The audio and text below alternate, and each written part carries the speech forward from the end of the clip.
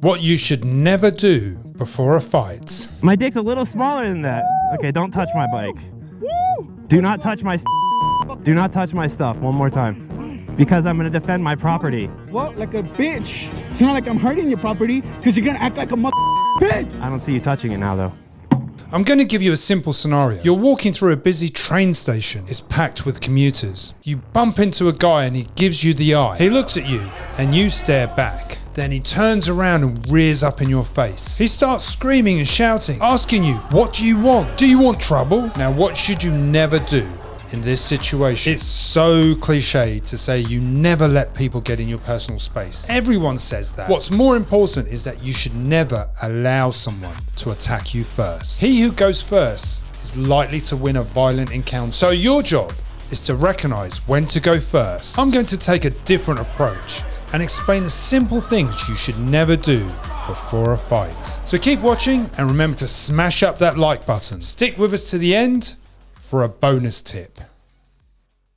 Now, never let anyone intimidate you. Now, here's something that people rarely say in self-defense. Don't ever back away from an aggressive person. Once you've established control over the distance between you and that person, you should hold your ground. Do this for a psychological and physical reason. You see, you want to take psychological control of the confrontation. And this is important if the guy's screaming and shouting at you. If you're backing away, what message does this send to the aggressor? You're saying you're not confident. You can't handle this situation. Even if you doubt yourself, try and hold your ground as much as you can. Then be calm and confident. Speak in a clear manner. This will always portray a different image. It's not the image of a victim. In this scenario, holding your ground will allow you to go first when required. You're less likely to lose balance, always possible when retreating backwards. You're also less likely to run into environmental objects or even trip over. So don't give ground.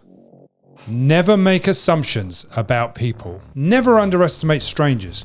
You don't know their intentions or capability. This person may harm or kill in a blind rage. You don't know who you're likely to encounter in the street. In this scenario, the bad guy may have a history of violence or mental illness. There could be many reasons why he's easily antagonized. To gauge how dangerous he is, look for specific indicators of attack. Then, decide on what action to take.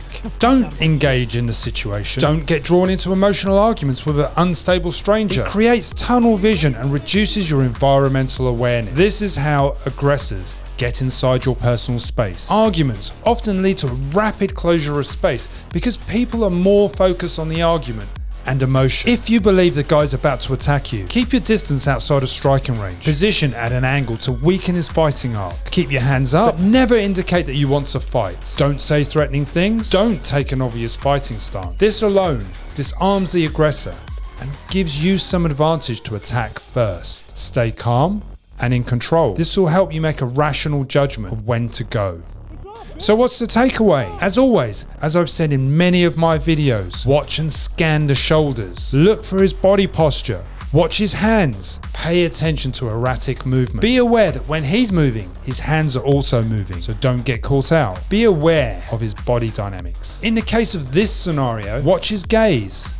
If he's looking around, be careful. Of course, there are many other things you should do. Keep your chin down, tilt your head, bend your knees. These are just some things you can do. Apart from that, be safe and try to avoid the confrontation the best you can. No fight is worth it. Pre-attack indicators. Now these can be anything from the guy shuffling around, looking around, anything from him putting things into his pocket, putting his mobile phone away, zipping up his clothes. Nervous moving and pacing is also another indicator. Sometimes people will discuss this idea that you look at the eyes. I usually say that the eyes aren't a good indicator that someone's going to attack you because eyes can trick you. Someone can look down, bang, and punch up. I've said that many times. They can also look away, and as they look away, they can come back and swing. If you've stuck to the end of this video, thanks for watching.